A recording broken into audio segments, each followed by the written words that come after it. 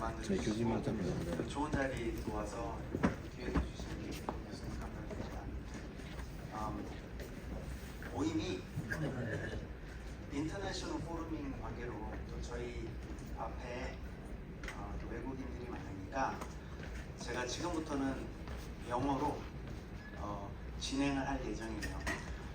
중간에 혹시 제가 여러분들의 눈을 보고 이건 다 놓쳤다 싶으면 제가 과감하게 한국말로 약 치어 들어오겠습니다. 그렇게 이해를 해주시고 요 속에는 외국 사람들이 몰라도 될 것 같아요. 뭐냐면 제가 한국에 도착해서 또 오늘 관련해서 이 렉처를 해줬으면 좋겠다.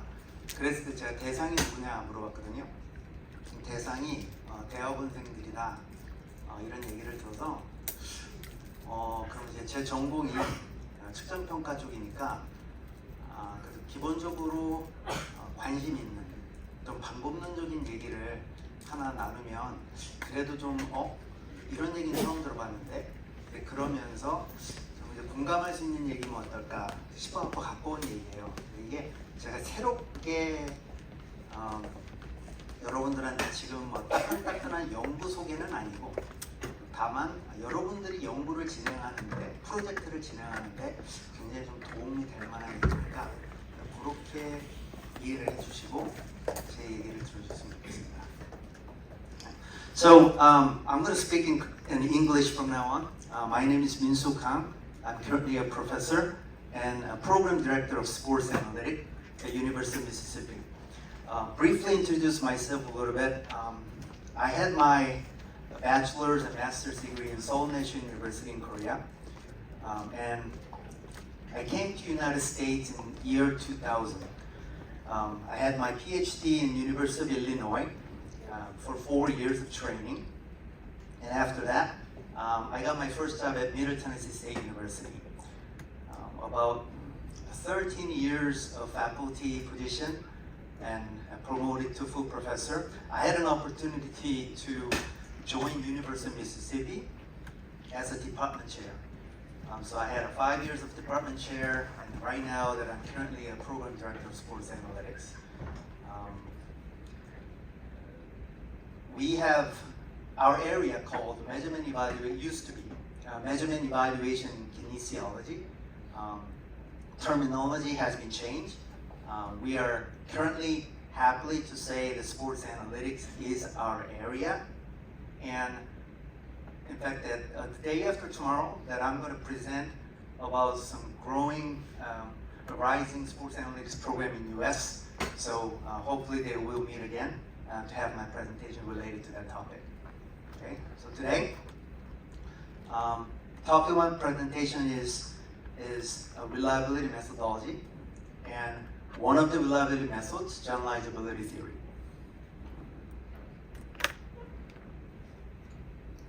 So briefly going to introduce what the reliability means. I'm sure that you understand the topics and concepts already, but I'm trying to do that again. And then differentiate between the concept of classical theory and generalizability theory. It's important to understand this. I know that when I say theory, then people are going to say, oh my, he's going to make me sleep again. It's kind of boring, but I try to touch that a little bit to make you guys, okay, this is at least what I need to know, and then I'm moving forward. Now, generalizability theory has certain steps that I want to share with you. And also, we have some study examples that can help you understand the concept better. All right, and at the end, of course, we have a question and answer. So reliability. Reliability is consistency of scores, okay? So when I measure something, which is, let's say, weight, I weigh on the scale and get 80 kilograms at the first time. And if I put my body again on the scale, and I also get 80, that's the consistency of scores that I got. And that's what we call like, your score is reliable. Does it make sense, everyone? Yeah, when I ask you guys about, hey, do you understand? Give me some little cue so that I can, good. That's much better. All right, so now, the assumption is when we measure things twice or repeatedly, then we will get a consistent score upon the condition where everything is the same. All right?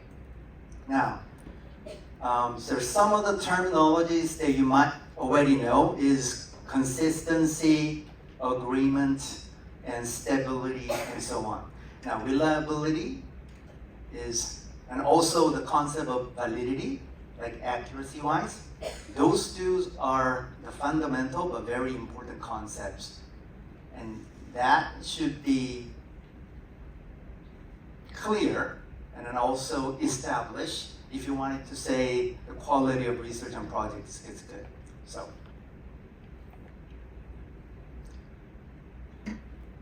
now, to understand the reliability, I have to bring this classical test theory for everyone to understand. The concept is really related to reliability.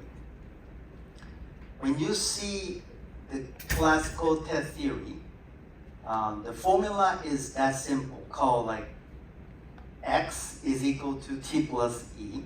X is observed score, and T is a true score, and E is an error score. It's quite simple, right?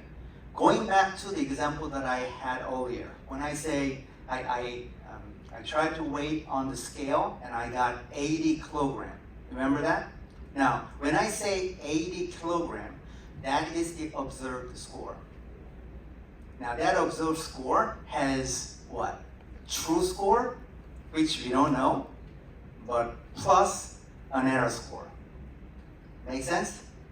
Yeah. When we repeatedly measure our weight, hopefully that numbers are close to 80 kilograms. All right. Now, reliability is the ratio of true variance to the observed variance. Now, I'm just switching one word there from score to variance, right? Then, when you see the formula on the bottom, it says reliability is equal to what? True variance divided by observed variance. Observed variance will be equal to what? True variance plus error variance. Make sense?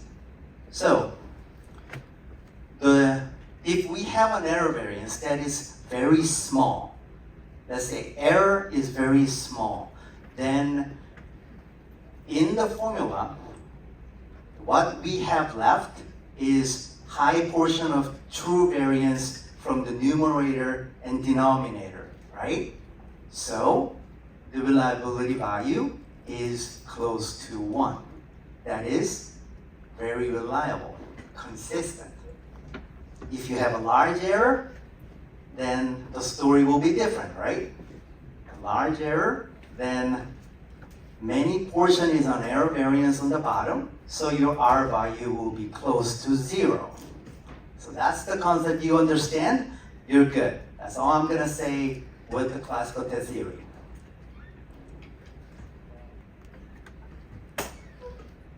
Now in classical test theory, there are several factors. Several factors may affect to the reliability. Now, I'm giving you another example of skin fold caliper measure. Skin fold caliper means something you can measure your skin thickness. 피하 시방 두께 재는 거, 그죠? I like that, right? I can speak in English, I can speak in Korean. Do you understand? Perfect. All right.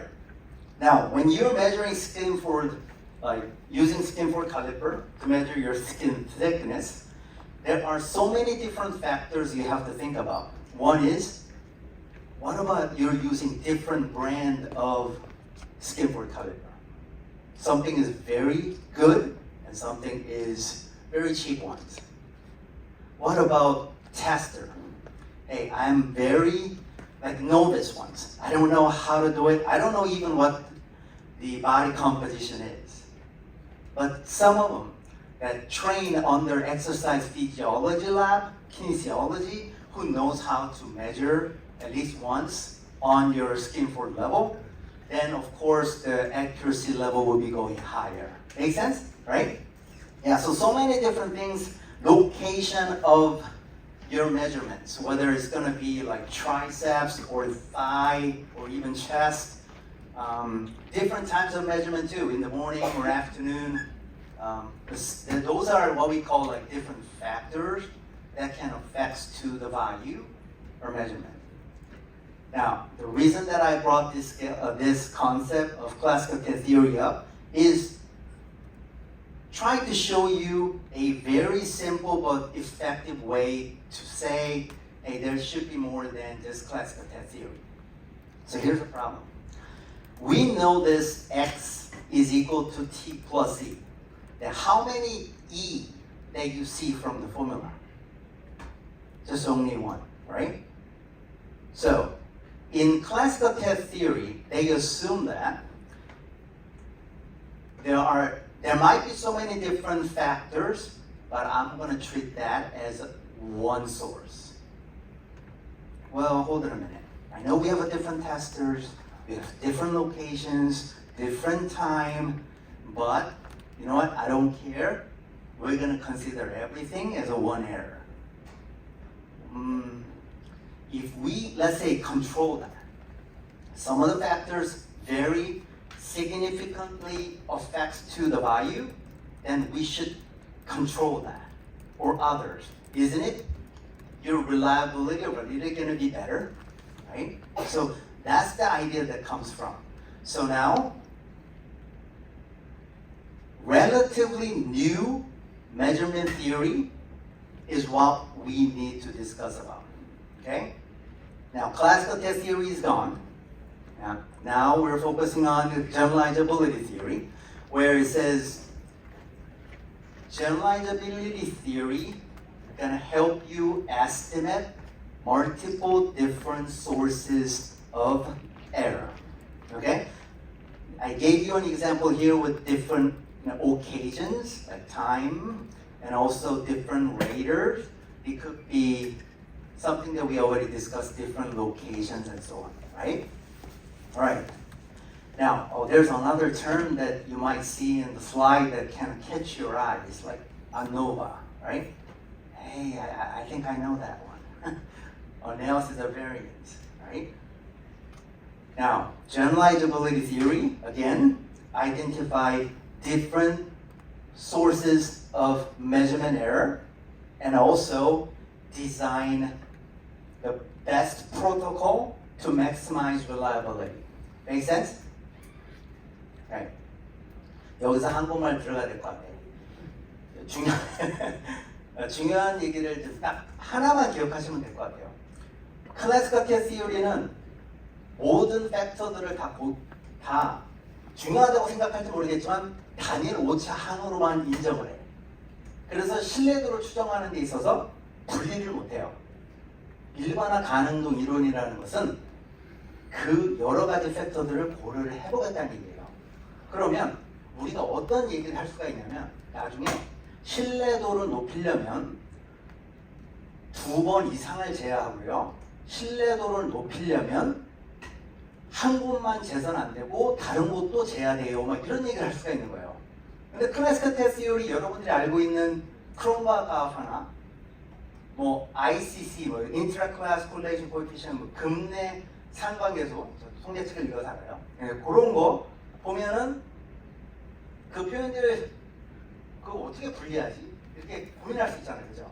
그 얘기를 오늘 하려고 한 거예요. 아시겠죠? 저 다시 이제 미국인 모드로 돌아갑니다. 네. Alright. So, generalizability theory consists of two studies. Okay, the first study is about G study. And I already talked to everything, but I wanted to repeat it that with specific way of understanding what G-study is. The G-study is to identify different sources of variance that are related to the measurement error. Now, when we are identifying different sources, we're not only looking at the sources of error, but also the interaction term. So keep that in mind. Like, we have a sources of error, potential sources of error, and then also the interactions that we're going to consider about. Under G-study, that's when we are using G-study results to, again, find the optimal measurement protocol to get the best maximized reliability results. Hopefully that makes sense to you. A couple of more terminology that I want to share. The one is the facet. In generalizability theory, we often talk about this as a facet, which is basically the same as factor that you probably already know, right? All the things that I mentioned, different locations, different testers, those can be a factor, right? And that factor is what we see believed as a potential sources of measurement error. All right. Now, what about then subjects? We can call that as people or participants. But let's say subjects. In generalizability theory, we don't call that as a facet. Rather, we call that as an object of measurement. Okay? Now, yes, it's a sources of measurement error, but we just don't call that as a facet. Okay? This object of measurement. Now, the last one on the bottom, I said I have like random versus fixed facet concept.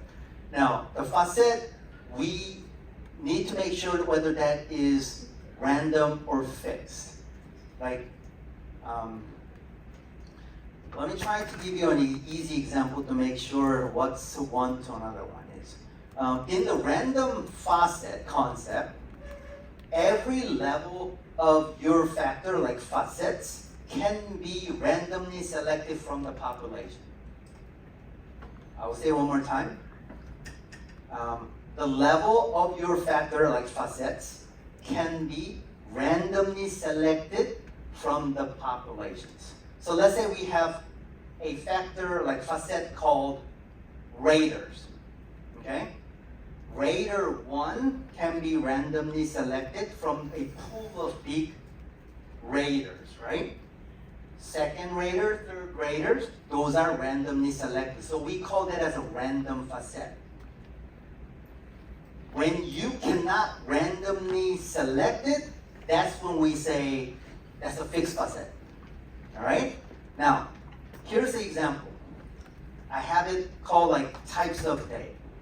Whether it is weekdays or weekend days. Do we have other type of days? 주중, 주말 외에 또 있나요? 없잖아요. 그죠? 그럴 때는 we cannot randomly select it out of the population pool. There's only two, like male or female. So that's the differences between random facet and the fixed facet. It's important when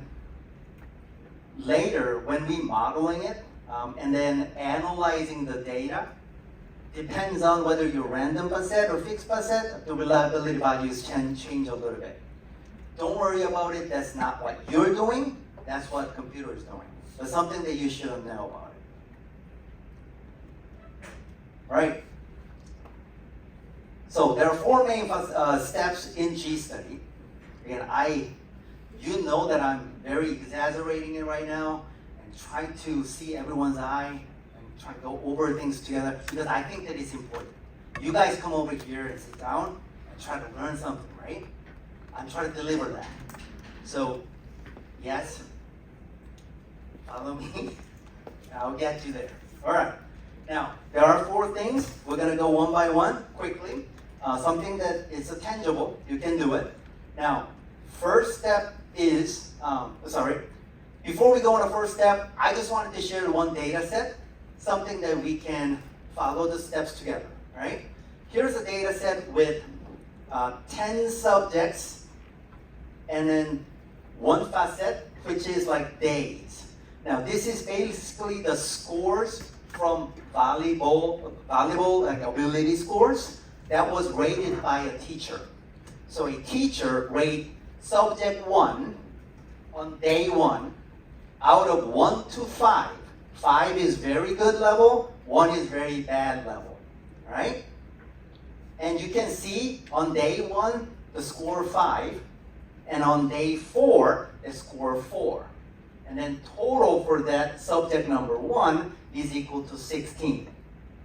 Now you understand what the data set, correct? All right, so we have 10 subjects, number 4, number of days of data collection.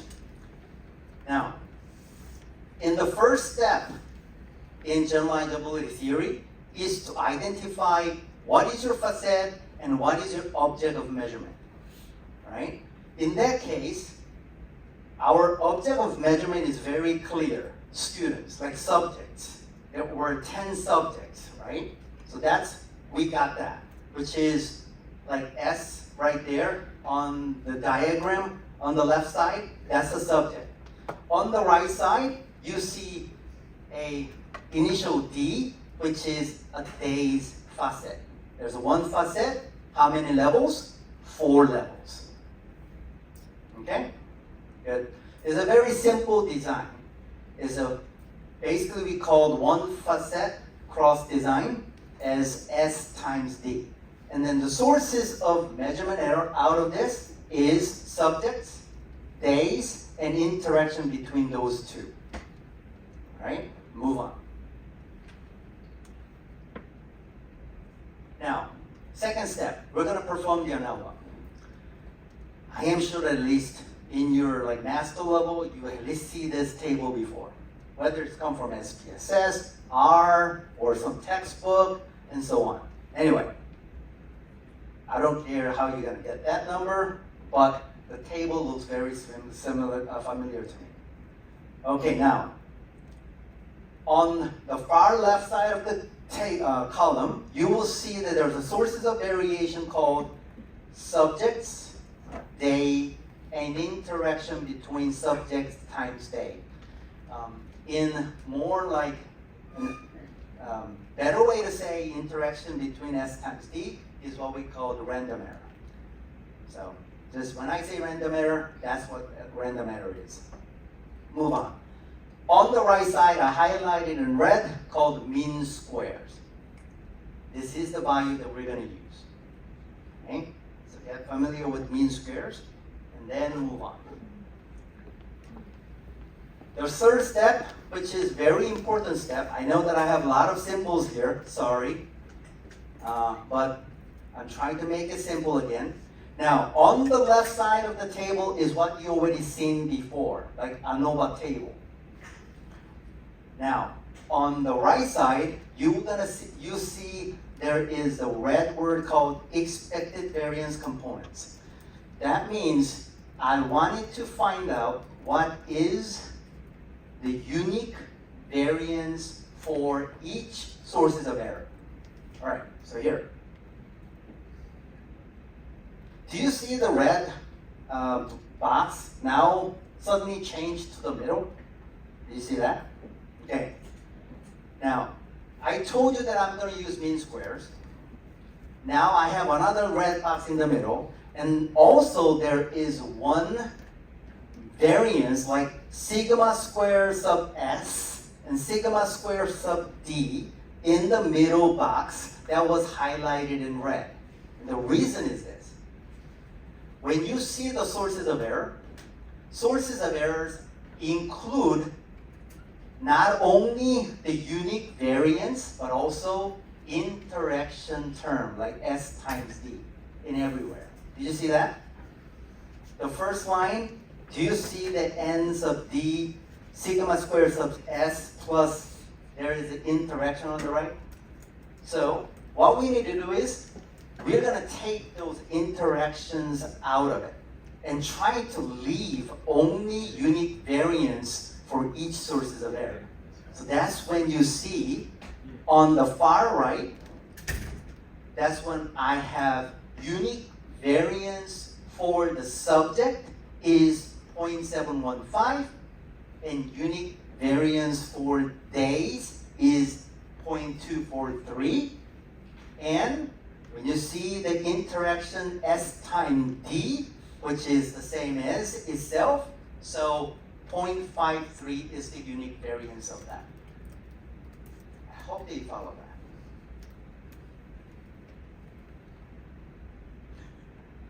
고유별량. 고유별량을 찾아낸 거예요. 민 스퀘어에서. 이제 어려운 얘기 쉽게 하려고 하는 건데, 막 그 공식들 있잖아요. 그거 진짜 다 무시하시고, 민 스퀘어 값은 고유별량만이 아닌 랜덤 에러까지 다 포함되어 있어요. 거기에. 그래서 지금 그 자체만 빼낸 작업을 한 거예요. 컨셉은 요 세 번째 베리언스 컴포넌트 값, 다시 말해서 유닉 베리언스를 찾아내려고 하는구나. 여기까지. 넘어갈게요. Step 4. Now we're going to find the relative contribution of the variance components.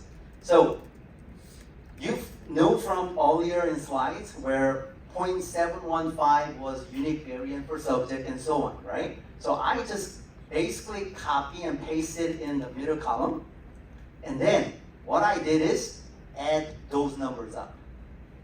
When I add those three numbers up, I got 1.490, all right? If I calculate the relative magnitude, then simply I can say 48. All right. So 48.1, 48% of relative variance are explained by subject, like object of measurement. And then another, like smallest portion is 16.3% are from the day facet, right? Okay, move on. Now we just finished the G study. So we already finished one, now move on to the D study thing. Now in the result of this study is the reliability coefficient, something that you already know, like 0.8, which is good. I'm sure that you had that things before.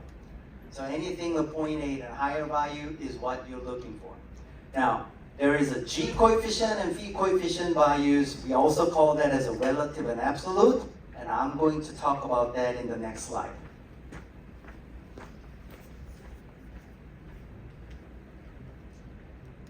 So this study provides two reliability coefficients, G coefficient and phi coefficient. G coefficient is known as a norm reference value. In Korea, like 규준 지향값, something that you're comparing one score to another, right? So my score is 80, or your score is 90, you're better than me, right? So that's the whole focus. Then you're looking at G coefficient. But if your focus is, let's say, I don't care how many points that you got, but we both above the criterion, like passing points. We both over 75 points of cutoff, then we are good. If you're focusing on that, then phi coefficient is what you need to look, which is like 증거 지향값, like criterion reference values. You got that? All right.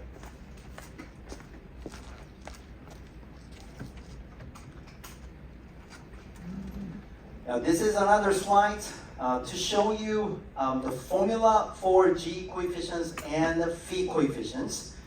If you see the G coefficient formula, if you're kind of catching or smart, or you focus on my presentation so far well, then can you tell me that sigma square sub s, that is true variance divided by true variance plus error variance? Remember that? That's reliability, right? So anytime when we talk about, hey, what's the reliability? That's true variance over observed variance. They never change. The only thing that change occur under relative error variance portion, which is you see on the denominator side on the right, right? So we have a formula here, the relative error variance formula. And then I also see the shaded area. Now, when we are talking about G coefficients, like 규중제한값, something that you are interested in comparing someone's score across each other, then the only error term that we are interested in is related to object of measurement. Within those big circle of subjects, how many portions are interaction? That's the only error sources that we're interested in. Phi coefficient is a little different. Again, phi coefficient formula is the same. True variance over observed variance. Never change. But absolute error variance source will be different. And then you see here on the diagram, did you see the shaded area is bigger, right? So in this case, they are considering more everything other than objective measurement. Now, between those two, can you follow me where, because we like more values will be in absolute error, this phi coefficient will be conservative than G coefficient. Can you follow me?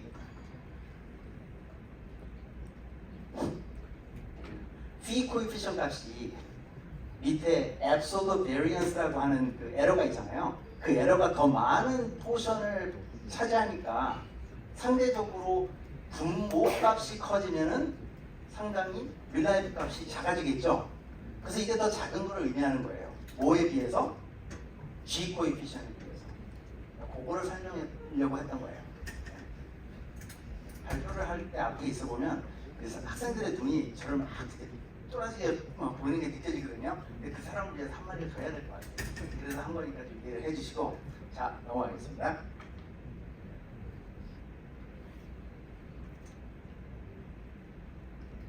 So here's the example of the D study output.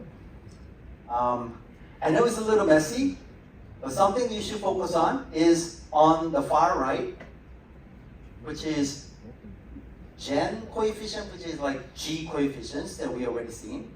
And this side is the phi coefficients. So depending on which one that you're looking for, the reliability coefficients changes. All right? Now, I told you about the magic number 0.8, right? 0.8 is something that we need to go for. So take a look at all these G coefficient values and see which points that goes higher than 0.8. I see 3. Do you all see that?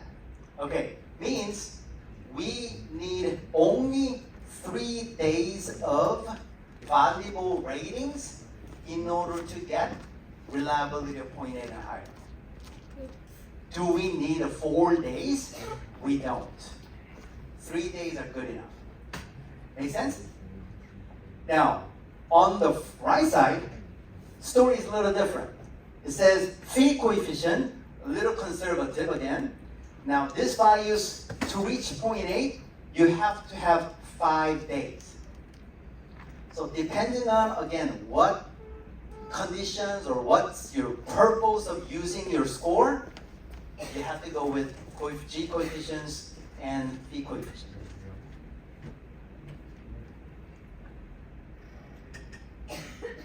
Now,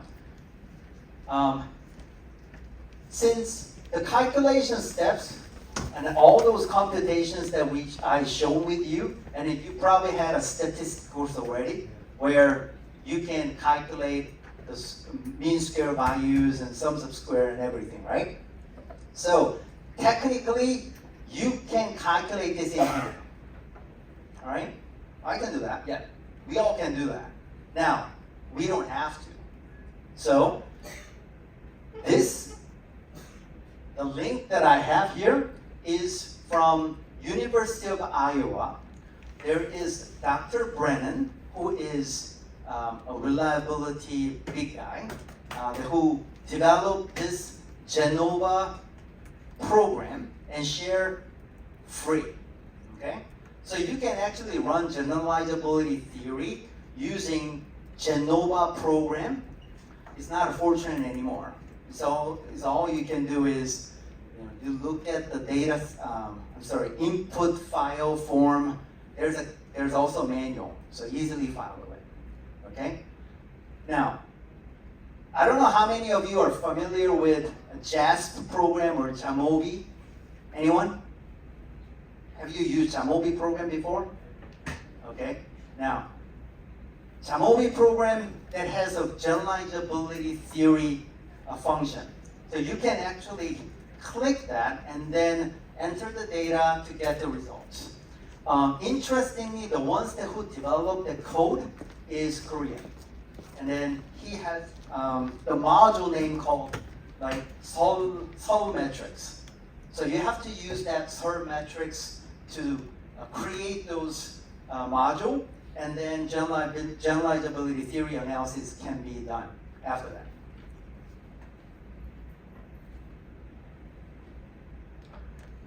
Okay, give me 5 minutes, and then I'm done after. Okay? Now, I wanted to show you one research example that I did with my student and also colleague before. And that is the medicine ball throw using generalizability theory. Now, try to establish again what's the optimal combination of days and trials in order to get the reliability of 0.8 and higher. That was the concept. As you can see from this student who sat down and put the against the wall, and then throw the ball as much as she can. And we're hoping that this activity and results in the numbers that shows the level of your upper arm injuries. Okay? Because in that age, very young, they cannot do anything like push-ups or pull-ups. So we have to find some other alternative to get their upper arm injuries. Now, we collect over 100 kindergarten children, the 105, and what we did is ask them to throw 3 times per day for 2 days. Okay? So one day, throw 3 times. Another day, come in and throw 3 times. Now, then can you see that we have 2 factors there, right? Different days, and then also different trials. So that's the kind of design that we set up earlier. And we wanted to use the generalizability theory to see G study and D study results. So kind of familiar with the first step, remember?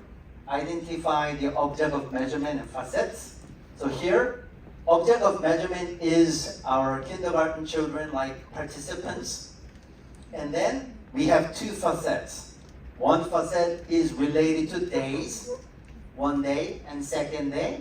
And then another facet is the trials. So within days, we have 3 different trials. So now I know we have more than just 2 circles. We have 3 circles at the end.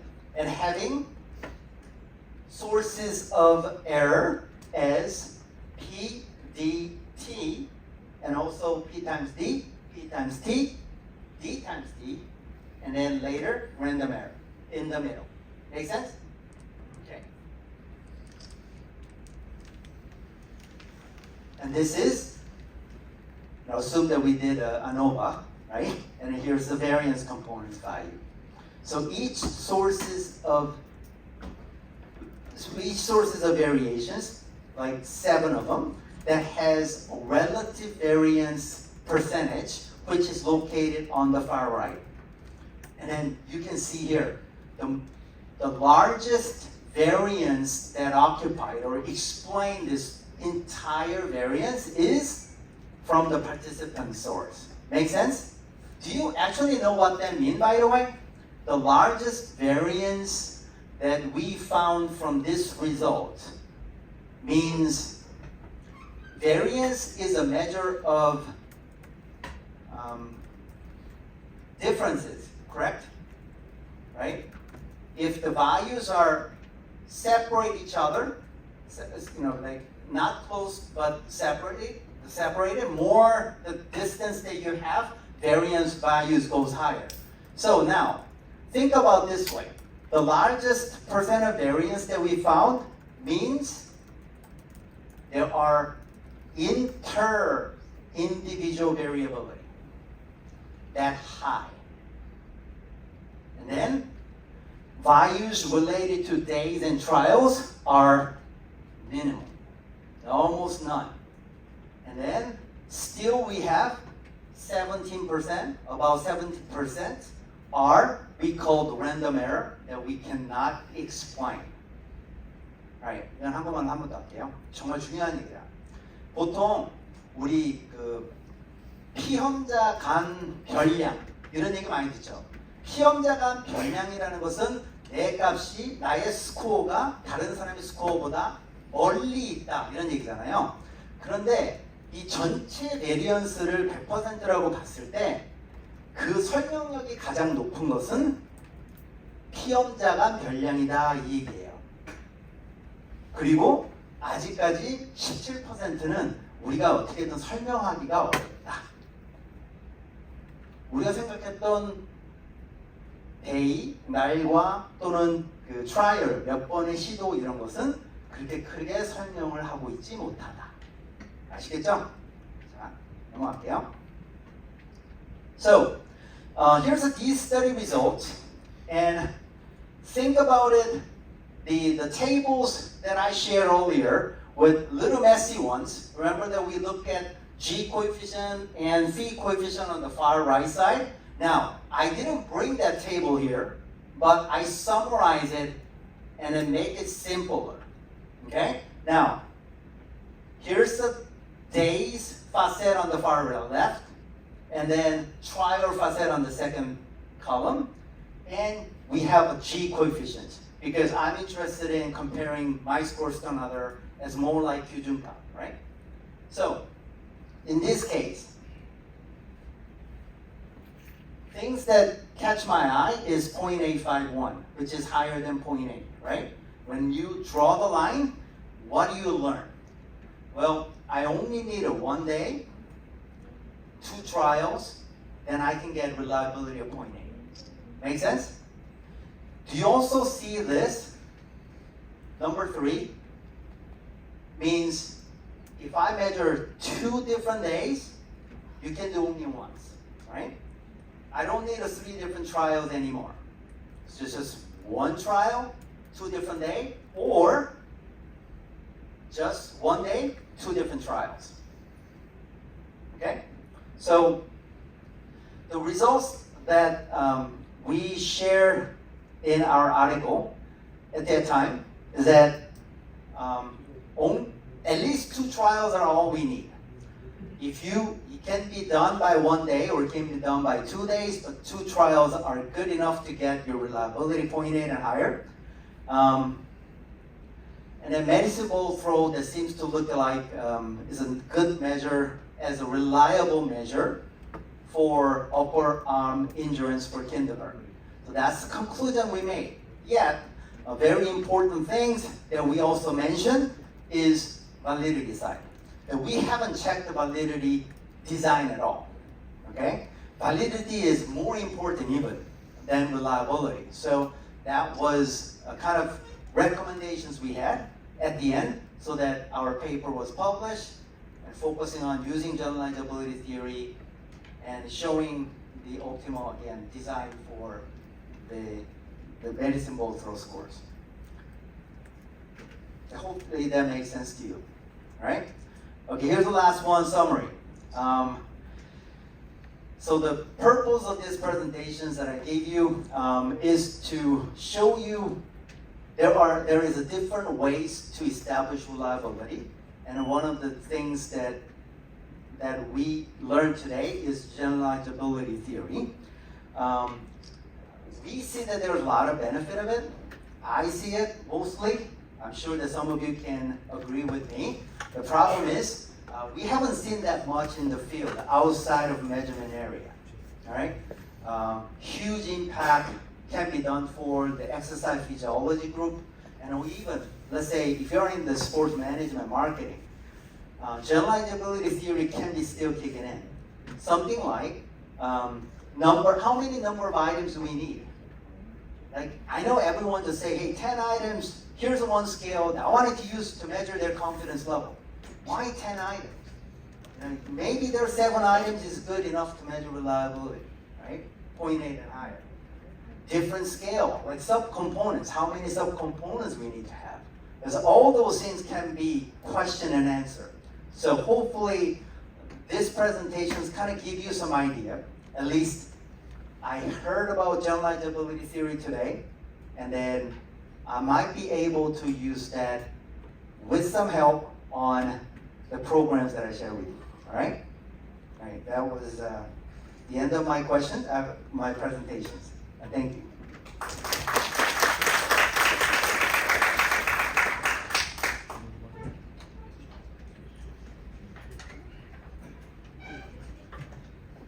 네, 교수님 프레젠테이션 잘 들었고요. 저희가 바로 이어서 Q&A 세션을 가져보려고 합니다. 우리 교수님께 아마 내용 들으시면서 질문거리나 궁금한 점이 많으실 텐데 프레젠테이션 관련해서도 좋고요. 내가 앞으로 공부함에 있어서 어떤 진로라든지 궁금하신 점이 있다면 마음껏 질문해 주시는 시간 듣도록 하겠습니다. 귀한 분 모셨는데 저희 그냥 보내드릴 수 없으니까요. 질문 있으신 분 손을 들어주시면 네, 저희가 한 분 한 분 순차적으로 받아보도록 하겠습니다.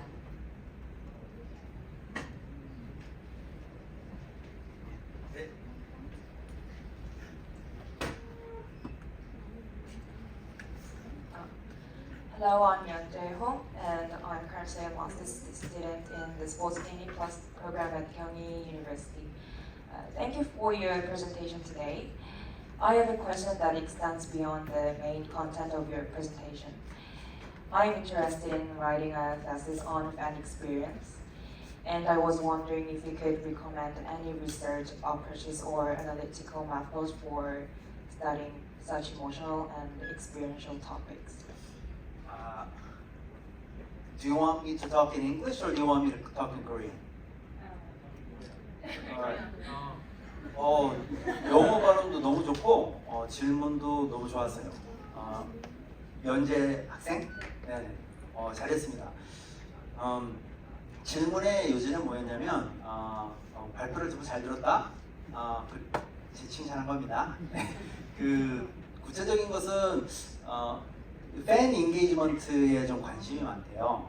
근데 이제 팬 인게이지먼트와 관련된 선생님이 좀 해주실 만한 연구 방향이나 이런 조언이 있겠느냐, 이렇게 오늘 내용과는 조금 이제 벗어난다라고 미리 얘기를 해주시면서 이렇게 질문을 받았어요, 제가. 저는 두 가지 정도로 얘기를 드려볼게요. 하나는 팬 인게이지먼트라는 관심, 내가 무엇을 하겠다, 무엇인 걸 알아내기 위해서는 이게 측정이라고 하는 것이 무조건 따라와야 해요. 이게 벗어날 수가 없어요. 난 자신감이라는 것을, 스포츠맨십이라는 것을 알고 싶어. 스포츠맨십과 세계 경제에 대해서 알고 싶어. 이렇게 막 아무 말이나 떠들어도 스포츠맨십이 뭐지? 어떻게 그걸 수량화하지? 그거를 내가 알지라고 하려면 가장 먼저 시급한 게 reliability, validity와 관련된 거예요. 그렇잖아요. 팬 인게이지먼트를 나는 어떻게 재겠다.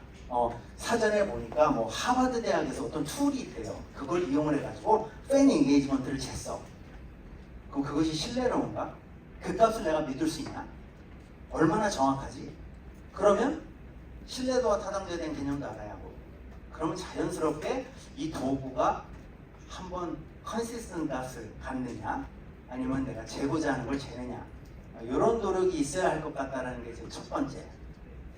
그리고 요즘에 AI 얘기도 많이 나오고, 또 저희가 이제 애널리틱스 하는 사람들이니까 저는 조금 더 기존에 우리가 가지고 있었던 팬 인게이지먼트에 대한 커먼한 베리어블들을 좀 벗어나서 과감하게 텍스트 데이터로 팬 인게이지먼트 나누는 막 소셜 미디어의 데이터들, 이것들을 내가 어떻게 한번 분석을 한번 해볼까?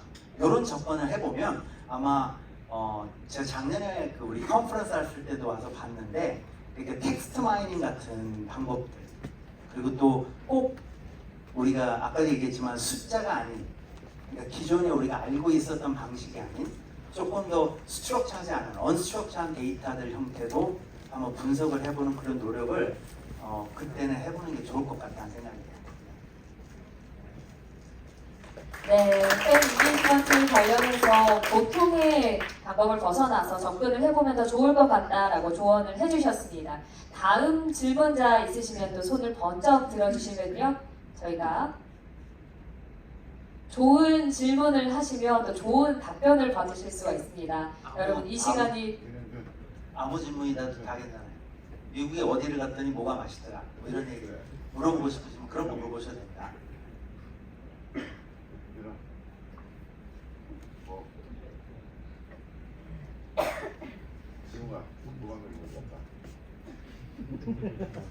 네, 우리 한 번 더 질문을 한다고 하시니까요. 네.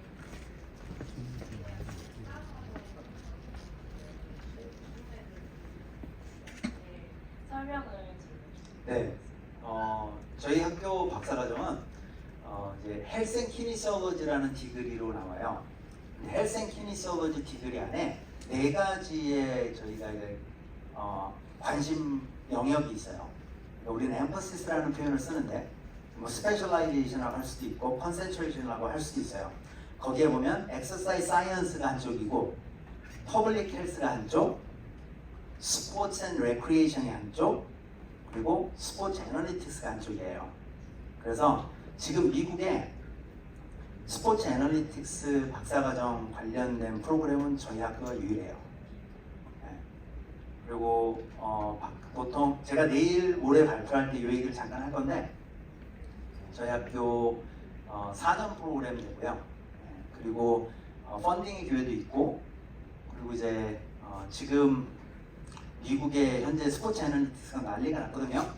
그래서 그 난리가 난 것을 엄청나게 많은 프로그램들이 생겨났어요. 그것도 제가 이제 알려드릴 텐데 그 프로그램들을 감당할 수 있는 교수 수는 턱없이 부족해요. 그래서 누군가가 AI 시대에 이제 앞으로 우리 유상원 선배님이 절대 선배님이세요. 유상원 선배님이 그런 발표를 한번 해주셨는데 교수 안 했으면 좋겠다. 그런데 저는 지금 당장 보이는 앞날은 엄청 밝습니다. 물을 들어올 때 놓아줘야 합니다. 감사합니다. 네.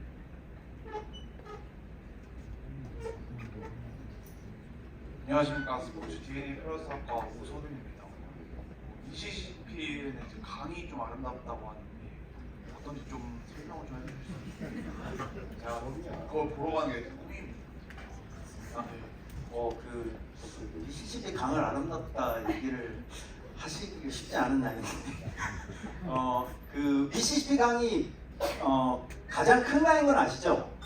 그래서 미시시피에만 있는 게 미시시피 강이 아니고 저기 위에 그 시카고 위에서부터 흘러내려와서 바다까지 내려갑니다. 그래서 이제 켄터키랑 뭐 저희가 알고 있는 뭐 테네시 그 다음에 이제 루이지아나 저희 미시시피를 지나서까지 다 이제 흘러내려가요.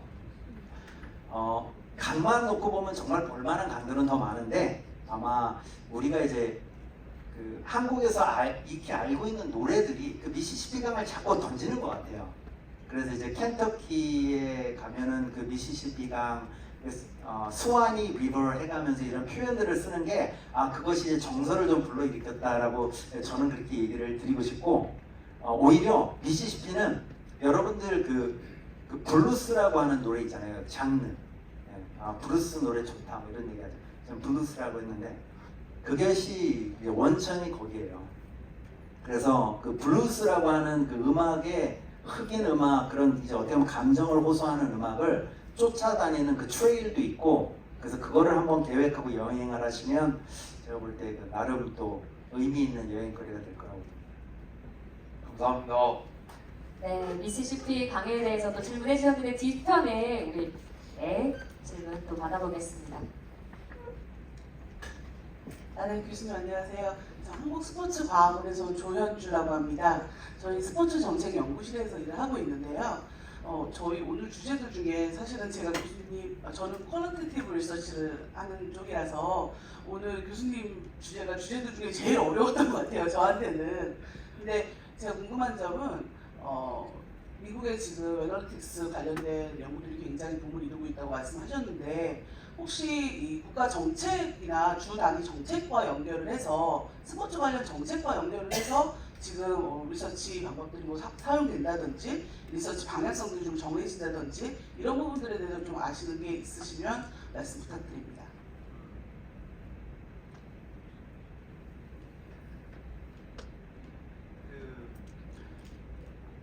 잘 모르는 얘기를 막 떠들어내는 거 그거는 또 제가 해야 될 일은 아니지만 그 스포츠 매니지먼트의 그 스포츠 팔러시를 하는 교수가 제 옆방에 있어요 실은.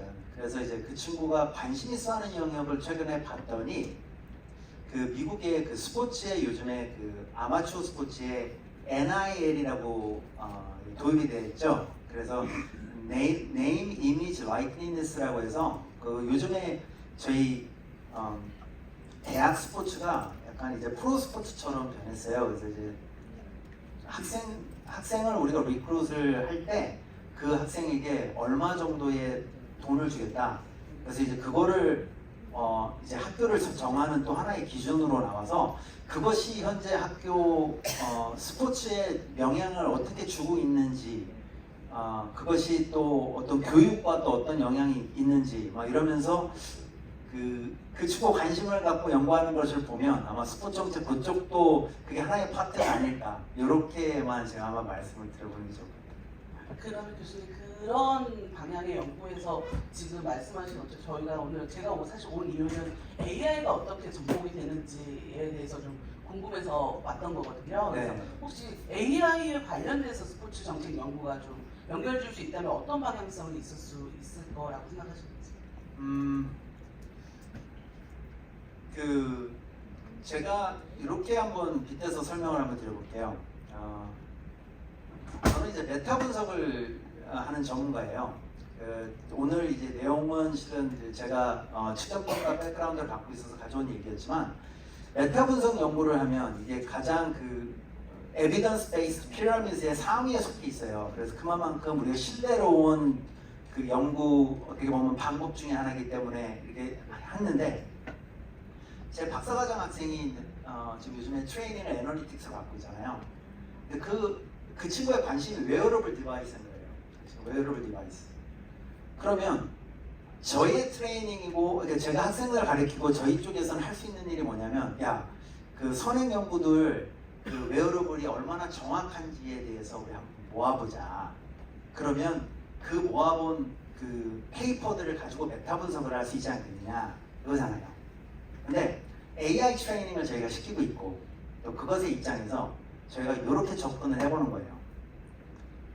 사람들은 웨어러블을 정말 어떻게 생각하고 있을까? 그 사람들은 애플이 삼성보다 좋다고 생각하고 있을까? 아닐까?